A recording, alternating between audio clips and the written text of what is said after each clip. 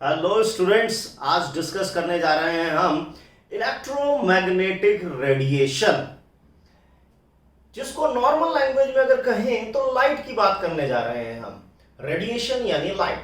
देखिए, सन से जो रेडिएशन आ रही है, सन से जो एनर्जी आ रही है इतना डिस्टेंस ट्रेवल करते हुए, उसमें आप जानते हैं विजिबल रेडिएशन है, इंफ्रारेड रेडिएशन है, अल्ट्रा वायलेट रेडिएशन भी है कुछ अमाउंट में। तो ये जितने भी रेडिएशन है, चाहे एक्सरेज हो, गामा रेज हो, अल्ट्रा वायलेट रेडिएशन हो, विजिबल रेडिएशन हो, कॉस्मिक रेडिएशन हो, ये सभी रेडिएशन बेसिकली इलेक्ट्रोमैग्नेटिक रेडिएशंस होती हैं। आखिर ये इलेक्ट्रोमैग्नेटिक रेडिएशंस होती क्या है? नॉर्मली कहें तो हम लाइट को ही इलेक्ट्रोमैग्नेटिक रेडिएशन बोल रहे हैं। देखिए, दो वर्ड से मिलकर बनी है electro and magnetic.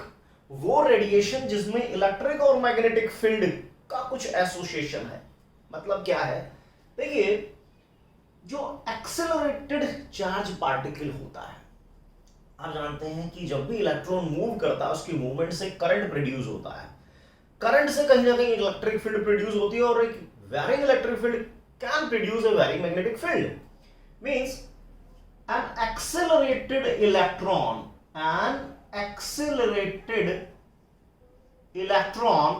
can produce a varying electric field, uniform electric field नहीं, varying electric field। जी हाँ, देखिए, इलेक्ट्रॉन क्या हो रहा है? एक्सिलरेट हो रहा है, या आप कह सकते हैं कि वाइब्रेट कर रहा है इलेक्ट्रॉन अपनी पोजीशन पे।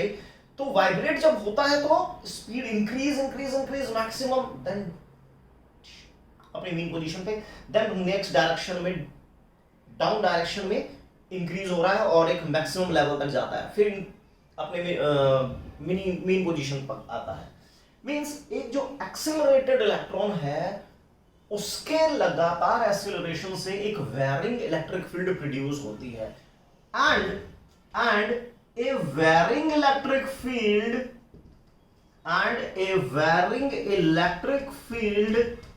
can produce a varying magnetic field। जी हाँ, इलेक्ट्रिक फील्ड, जो इलेक्ट्रॉन है जो एक्सेलरेट हो रहा है, उसके एक्सेलरेशन से आपने देखा कि एक इलेक्ट्रिक फील्ड प्रोड्यूस हो गई, लेकिन वो इलेक्ट्रिक फील्ड कैसी है? जो वेरी कर रही है, लगातार बदल रही है। और इंपॉर्टेंट बात क्या है कि एक वेरिंग इलेक्ट्रिक फील्ड एक वेरिंग मैग्नेटिक फील्ड भी प्रोड्यूस करती है। इसका मतलब जब एक इलेक्ट्रॉन ऑसिलेट कर रहा है, जब एक इलेक्ट्रॉन वाइब्रेट कर रहा है, तो because of that vibration electric field और मैग्नेटिक फील्ड प्रोड्यूस होती है। आप इसको ऐसे समझिए कि जैसे सन से लाइट आ रही है, ठीक है? सन से लाइट आ रही है या एनर्जी ट्रेवल कर रही है in the form of varying electric and magnetic field. अगर ये डायरेक्शन है सन की और ये है अर्थ, तो सन से लेकर अर्थ तक जो रेडिएशन आ रही है, जो एनर्जी आ रही है in the form of electric and magnetic field, in the form of varying electric and magnetic field, in which both the electric and magnetic field are perpendicular to each other.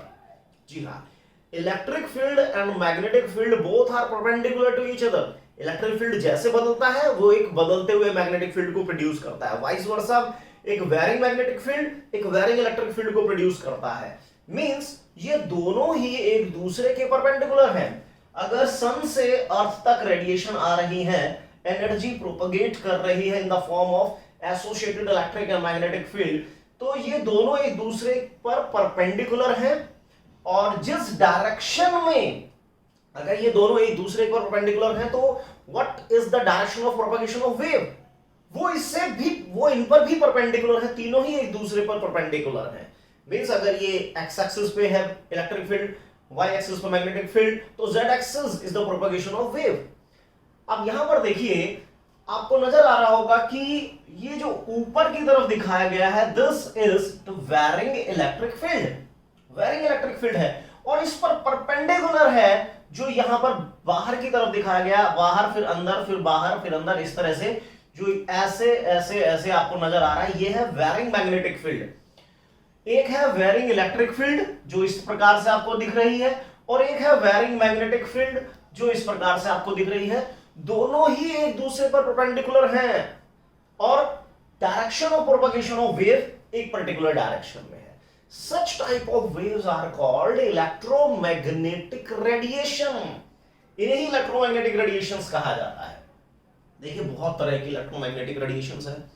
अगर हम इनको arrange कर दें, अगर हम इन तमाम electromagnetic radiations को arrange करें इन द इंक्रीजिंग ऑर्डर या decreasing order of their wavelength, then they form a spectrum called electromagnetic spectrum.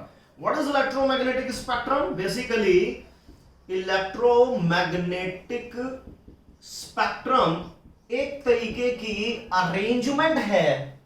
Basically क्या है? It is an arrangement, it is an arrangement of radiation, of electromagnetic radiation in the increasing या decreasing order of their wavelength, in the increasing या decreasing order of their wavelength। तो वो हमारा एक पूरा spectrum बनेगा जिसका मैं एक बहुत शॉर्टकट आपको बताता हूं। देखिए, radio waves, microwaves, radio waves, microwaves, infrared waves, infrared, visible, ultraviolet. अभी एक ही मिनट में आपको पूरा सीक्वेंस याद हो जाएगा। Radio wave, microwave, infrared, visible, ultraviolet, X rays, gamma rays and cosmic rays. देखिए हमने क्या किया, रेडिएशन जितनी भी इलेक्ट्रोमैग्नेटिक रेडिएशन है हमने उन्हें अरेंज किया in the decreasing order of their wavelength. जी हाँ, in the decreasing order of their wavelength. तो इसको याद करने का बहुत सिंपल तरीका मैं आपको बताता हूं। R4, इन सब का पहला पहला लेटर ले लीजिए, फर्स्ट लेटर ले लीजिए सभी से। R, radio wave, real man in violet underwear, extremely gorgeous and cute। real man in violet underwear, extremely gorgeous and cute, सभी का पहला पहला लेटर आप ले लेंगे तो पूरा का पूरा एक सीक्वेंस आपका बन जाएगा इलेक्ट्रोमैग्नेटिक स्पेक्ट्रम का। तो इलेक्ट्रोमैग्नेटिक स्पेक्ट्रम क्या है? जिसमें डिफरेंट इलेक्ट्रोमैग्नेटिक रेडिएशंस को आपने अरेंज कर दिया है in the decreasing order of their wavelength, जो कुछ इस तरह का दिखाई देगा, जिसमें आप देख सकते हैं कि या तो हम डिक्रीजिंग ऑर्डर में लिख दें, इसको डिक्रीजिंग ऑर्डर ऑफ वेवलेंथ लिख दें, या मोस्ट ऑफ द बुक्स में आप देखेंगे कि कॉस्मिक से स्टार्ट करते हुए रेडियो की तरफ जा रहे हैं, मींस रिवर्स कर रहे हैं। जैसा मैंने किया उससे रिवर्स भी आपको कुछ बुक्स में मिलेगा, उससे कोई फर्क नहीं पड़ता, उससे कोई फर्क नहीं पड़ने वाला आप इसको इंक्रीजिंग में करें या डिक्रीजिंग में करें, है तो ये पर्टिकुलर ऑर्डर ही। तो इलेक्ट्रोमैग्नेटिक रेडिएशन का ये एक स्पेक्ट्रम हमारे सामने है। नाउ इलेक्ट्रोमैग्नेटिक रेडिएशन के साथ कुछ कैरेक्टरिस्टिक्स भी एसोसिएट होती हैं। क्या क्या वो उनकी कैरेक्टरिस्टिक्स होती हैं, क्या क्या उनके साथ प्रॉपर्टीज होती है, वो भी हमें देखनी पड़ेगी। देखिए, जो भी वेव होती है, जो भी इलेक्ट्रोमैग्नेटिक रेडिएशंस होती हैं, देखिए जब कोई पार्टिकल वाइब्रेट करता है तो उसके वाइब्रेशन से वो कुछ एनर्जी एमिट करता है, एनर्जी एमिट करता है in the form of radiation called electromagnetic radiation. तो इलेक्ट्रोमैग्नेटिक रेडिएशन बोलते ही हमारे दिमाग में एक, देखिए ये पिक्चर जरूर आती है, वेव बोलते ही यही पिक्चर हमारे दिमाग में आ जाती है, राइट। अगर कोई पार्टिकल वाइब्रेट कर रहा है, लाइक पेंडुलम अगर वाइब्रेट कर रहा है, तो we can relate these to motion with each other. Suppose कीजिए ये हमने एक पेंडुलम बना लिया है और इसको हमने ए पोजीशन से छोड़ दिया, तो अब ये ए टू बी और बी टू ए लगातार वाइब्रेट करता रहेगा अबाउट इट्स मीन पोजीशन। तो जब ये पार्टिकल मीन पोजीशन से एक्सट्रीम राइट या एक्सट्रीम लेफ्ट जाता है तो धीरे धीरे आप देखिए इसका डिस्टेंस लगातार अपनी मीन पोजीशन से इंक्रीज हो रहा है ना। ये जो स्ट्रेट लाइन दिख रही है ये मीन पोजीशन है, तो मीन पोजीशन से उसका डिस्टेंस धीरे धीरे बढ़ रहा है। ये मैक्सिमम राइट चला गया, फिर वो मैक्सिमम राइट से अपनी मीन पोजीशन पर आएगा, मीन पोजीशन से फिर एक्सट्रीम लेफ्ट जाएगा। इसको थोड़ा सा अच्छा बनाते हैं, मीन पोजीशन से एक्सट्रीम लेफ्ट जाएगा, फिर दोबारा मीन पोजीशन पे आएगा, फिर एक्सट्रीम राइट, फिर मीन पोजीशन, फिर एक्सट्रीम लेफ्ट, ये चलता रहता है। This is called the amplitude of the wave.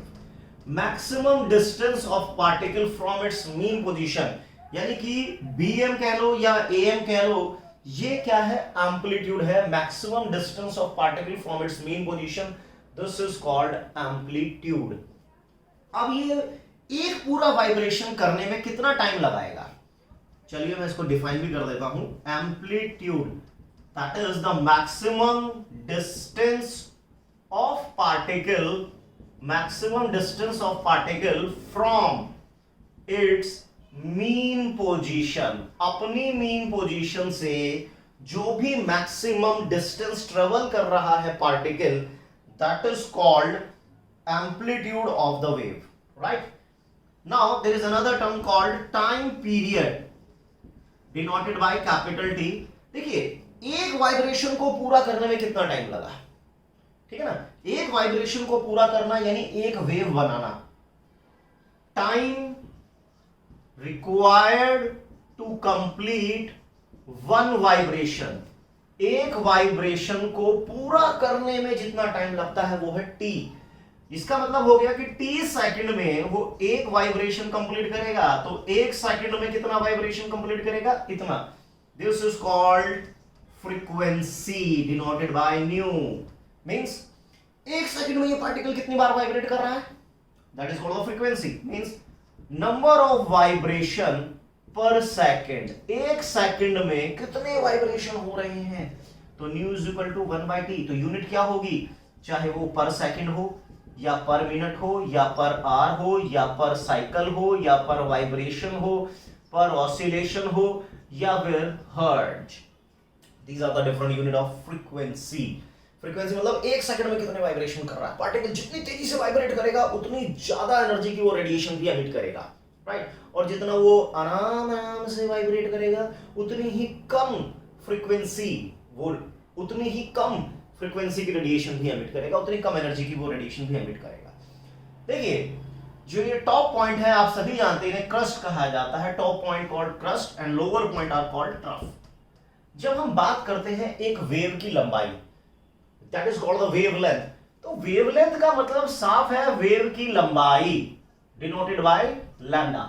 तो हमें पता तो होना चाहिए ना कि एक वेव आखिर कहां से शुरू होकर कहां खत्म हो रही है, एक वाइब्रेशन पूरा यानी वन वेव। तो one wave distance between two consecutive crust कह लीजिए, या distance between two consecutive crust या बिटवीन टू कॉन्सेक्यूटिव क्रस्ट। देखिए यहां से लेकर यहां तक उसने एक वेव बनाई है, यहां से लेकर यहां तक एक वेव बनी है, राइट, या मीन पोजीशन से लेकर इस मीन पोजीशन तक एक वेव बनी है। तो एक वेव की लंबाई that is distance between two consecutive crest और trough, distance between two consecutive crust or trough, this is called wavelength। अब wavelength है तो लेंथ तो यूनिट क्या हो सकती है मेजरमेंट की, ऑब्वियस सेंटीमीटर या मीटर टाइप में कुछ होगी। तो वेवलेंथ यानी कि एक वेव की जो लेंथ है, it may be it is in millimetre that is -3 metre, या micrometre -6 metre, nanometre -9 metre, 1 angstrom 10⁻⁻10 metre, 1 picometre -12 metre, 1 fermi 10⁻⁻15 metre, right. देखिए रेडिएशन हो या वेव, इनका मतलब है एनर्जी का किसी मीडियम में स्प्रेड होना, एनर्जी का किसी मीडियम में स्प्रेड होना। जैसे आपने किसी पॉन्ड में मान लीजिए पत्थर को फेंका, तो क्या होगा, पेबल्स बनने शुरू हो जाते हैं, कॉन्सेंट्रिक रिंग बननी शुरू हो जाती है, एनर्जी बाहर की तरफ ट्रेवल करती है, लेकिन जो पानी का पार्टिकल है वो अपनी मेन पोजीशन पर ही वाइब्रेट करता है। अब जैसे मैं बोल रहा हूं तो मैं एयर को डिस्टर्ब करता हूं, तो एयर के पार्टिकल एनर्जी को फैला रहे हैं, राइट, एयर के पार्टिकल एनर्जी को स्प्रेड कर रहे हैं सभी डायरेक्शन में। तो रेडिएशन में भी एनर्जी स्प्रेड होती है, किसी मीडियम में एनर्जी स्प्रेड हो जाती है, but electromagnetic radiation they do not require any medium for propagation, means they do not require any medium for propagation. इसकी क्या क्या प्रॉपर्टीज हो सकती हैं कि they do not require any medium for propagation. Number 1, they do travel with the velocity of light, means ये velocity of light की speed से ही ट्रेवल करती हैं, और बेसिकली इनमें एनर्जी ही प्रोपगेट हो रही है। किस स्पीड से एनर्जी प्रोपगेट हो रही है, that is called the velocity of wave, है ना। वेलोसिटी ऑफ वेव का मतलब है कि किस स्पीड से वेव चल रही है, किस स्पीड से एनर्जी प्रोपागेट हो रही है। और आप जानते हैं distance travelled upon time taken, distance travelled upon time taken, कितने टाइम में कितना डिस्टेंस। अब देखिए कैपिटल टी टाइम होता है जब में वो एक वाइब्रेशन कंप्लीट करता है, और एक वाइब्रेशन का मतलब एक वेव बनाता है। तो जब उसने टी टाइम में एक वाइब्रेशन कंप्लीट किया, तो एक वाइब्रेशन का मतलब एक वेव, और एक वेव की लेंथ होती है लैम्डा, मींस उसने लैम्डा डिस्टेंस ट्रेवल किया है टी टाइम में। तो इस can be written as 1/t into lambda, और 1/t क्या होता है, this is called the frequency. तो न्यू इनटू लैम्डा, तो v is equal to nu into lambda. और क्योंकि electromagnetic radiation generally travel with the velocity of light, so we can write it as c is equal to nu lambda, or we can say that nu is equal to c by lambda, means frequency and wavelength both are inversely proportional to each other. These are the different characteristics associated with an electromagnetic radiation. Last, that is the wave number. इसको यहां लिख लेते हैं, wave number. Number, that is the number of wave.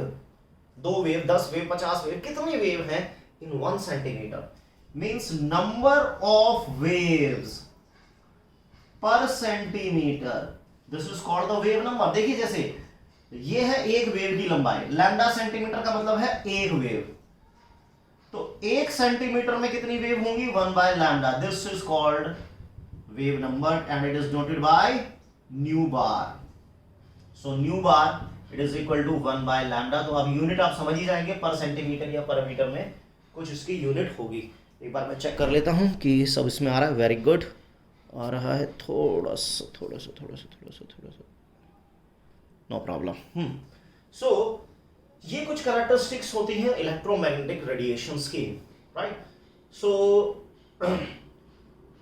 Electromagnetic radiations basically energy का transfer है in the form of electric field and magnetic field. Both are perpendicular to each other and the wave also moves perpendicular.